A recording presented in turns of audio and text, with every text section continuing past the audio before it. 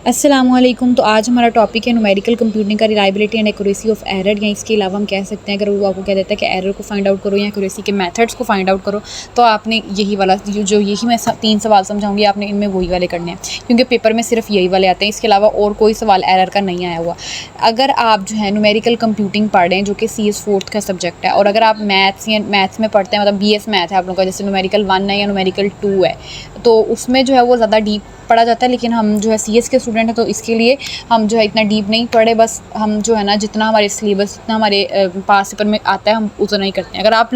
अगर इस टॉपिक को करवाने के बाद जो है ना मेरी प्लेलिस्ट ख़त्म हो जाती है न्यूमेरिकल कंप्यूटिंग। अगर आप लोग ये कर लेते हो तो आपकी न्यूमेरिकल कंप्यूटिंग की तैयारी जो है ना वो हो जाएगी। और ये 3 सवाल जो मैं करवाऊंगी, ये पास पेपर में बहुत दफ़ा रिपीट हो चुके हैं और ये बहुत ज़्यादा इंपॉर्टेंट है। और हमें भी जो है ये एरर वाला क्वेश्चन आया था। अब ये क्वेश्चन नंबर 4 देखिए, इसमें उन्होंने कहा उन्होंने x की वैल्यू दी और f(x) की वैल्यू दी, और उन्होंने कहा कि एरर फाइंड करें।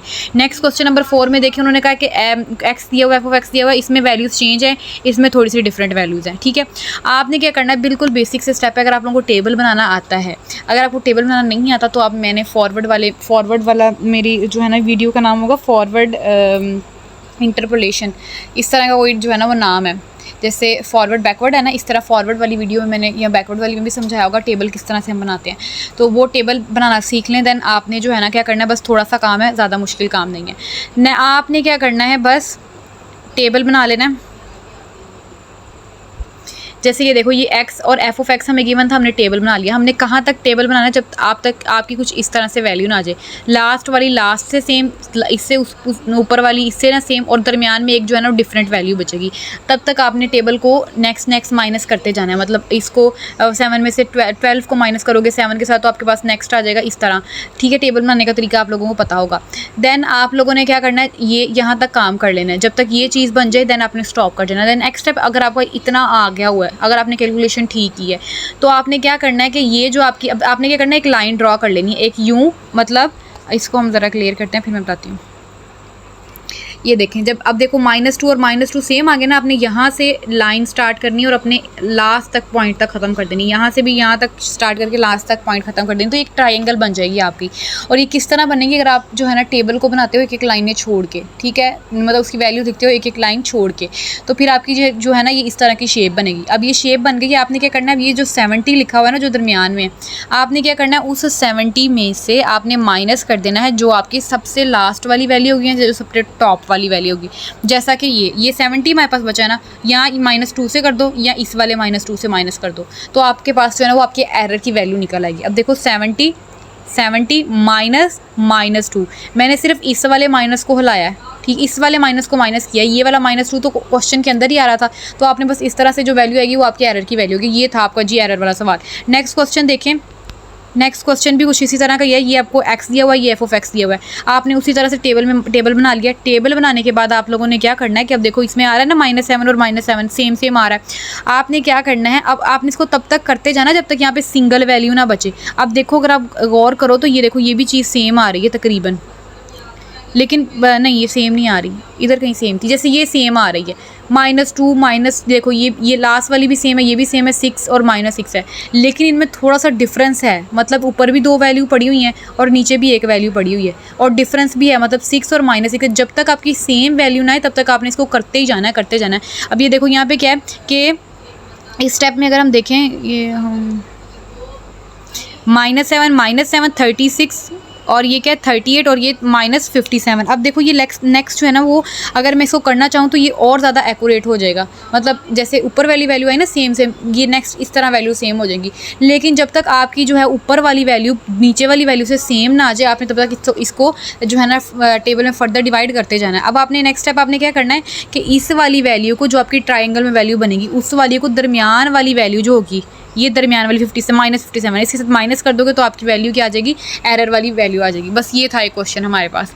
ये नेक्स्ट भी कुछ इसी तरह की एग्जांपल है। अब ये नीचे देखो, ऊपर जो हमारे पास -92 बचा था, यहाँ पे 25, -92 में 25 को माइनस कर देंगे तो हमारे पास हमारा 25 को माइनस नहीं करना, हमने किसको माइनस करना था, हमने -92 को सबसे टॉप वाली वैल्यू के साथ माइनस करना था। टॉप वाली सबसे नीचे वाली, मैंने पीछे गलत बता दिया, तो आप लोगों ने इस चीज़ का ख्याल रखना है। अब जैसे यहाँ पे 121 बचा था तो मैंने 9 के साथ माइनस कर दूँगी, 121 - 9 करूँगी तो मेरे पास मेरा एरर का आंसर आ जाएगा। पीछे मैंने क्या गलत बताया वो मैं देख लेती हूँ अभी। पीछे मैंने आपको गलत बताया था इस चीज़ का कि हमने इसको -57 से करना है, लेकिन हमने इसको -7 के साथ जो है ना वो माइनस करना है। ठीक है, सबसे ऊपर वाली वैल्यू या सबसे नीचे वाली वैल्यू जो कि -7 नीचे भी है, दोनों सेम होंगी। तो ये था एक एरर का क्वेश्चन।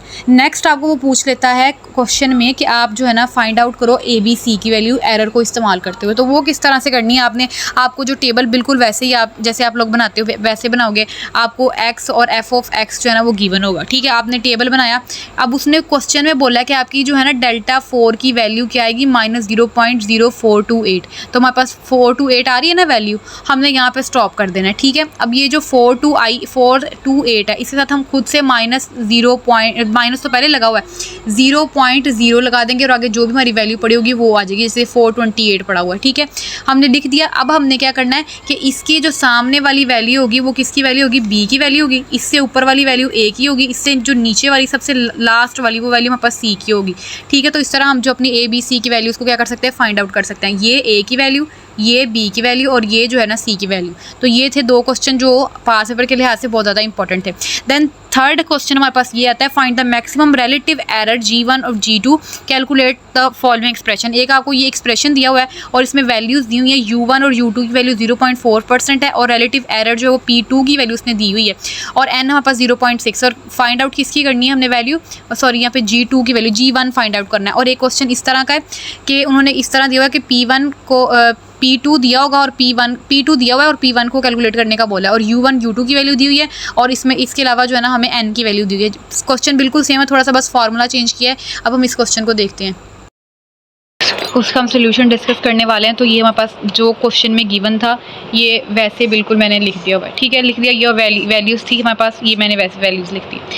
अब हमें सिर्फ चाहिए थी G1 की वैल्यू, बाकी चीज़ें तो गिवन थी ना हमारे पास। तो हमने क्या किया कि बाकी चीज़ों को डिवाइड करवाने के लिए मैंने क्या किया, इस वाले को U2 की पावर N है उसके साथ डिवाइड करवा दिया, इधर भी डिवाइड करा दिया। तो यहाँ से U2 का कैंसिल हो गया और उधर डिवाइड में आ गया।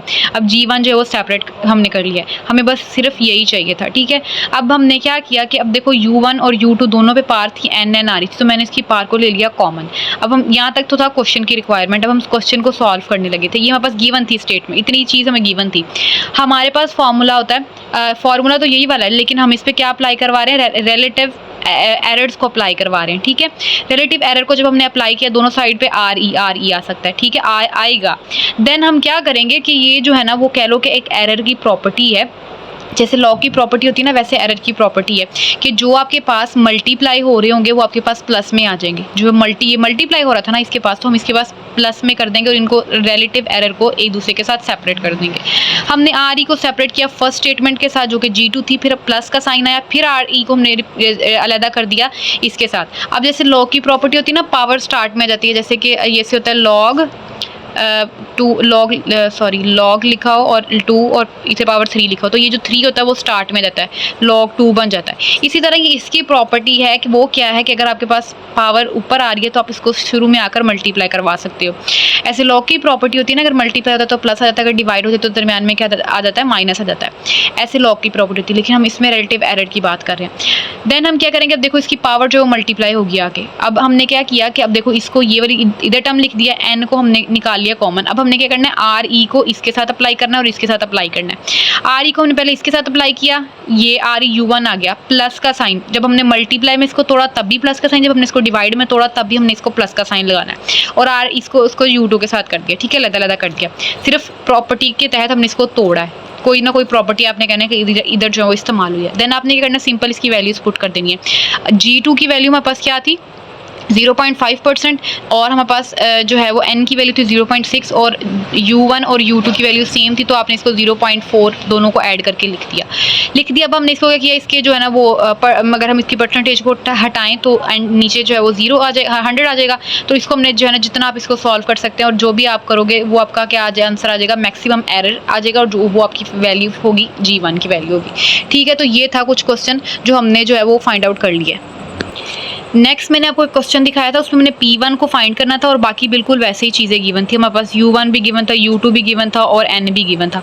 आप क्या करोगे कि P1 को सेपरेट करने के लिए U2 N पे डिवाइड कर दोगे और इसी तरह हमने डिवाइड किया। उसके बाद आप नेक्स्ट स्टेप इसको क्या करोगे कि आप इसमें RE को अप्लाई कर दोगे। RE को अप्लाई किया ऐसे और फिर RE को आप अप्लाई कर दोगे ऐसे कर दिया। अब नेक्स्ट स्टेप में आप करोगे इसके साथ इसके साथ करके अलहदा, फिर दरम्यान में प्लस आ जाएगा, फिर आर ई जो है ना वो इसके साथ आ जाएगा। आ गया। फिर नेक्स्ट स्टेप में आप क्या करोगे, पावर को स्टार्ट में यहाँ पे ले आओगे, फिर इन दोनों के दरमियान सेपरेट आर ई करके दरम्यान में प्लस लगा दोगे, जैसे हमने पहले क्वेश्चन में किया। और जो वैल्यूज़ हैं वो इसके हिसाब से आपने अप्लाई करनी है। और जो है ना आपने जैसे हमने वैल्यूज़ अप्लाई की थी ना, बिल्कुल फॉर्मूला में इसी तरह अप्लाई करके कैलकुलेटर से आंसर निकालें और आपका वो मैक्सिमम एरर होगा। और ये आपने खुद करना है, आप जो है ना इसको खुद करेंगे। तो ये 3 सवाल थे जो पेपर पॉइंट ऑफ व्यू से मच इंपॉर्टेंट थे, जो हमने जो है ना उसको देख लिए हैं। दुआओं में याद रखिएगा। अल्लाह हाफिज़।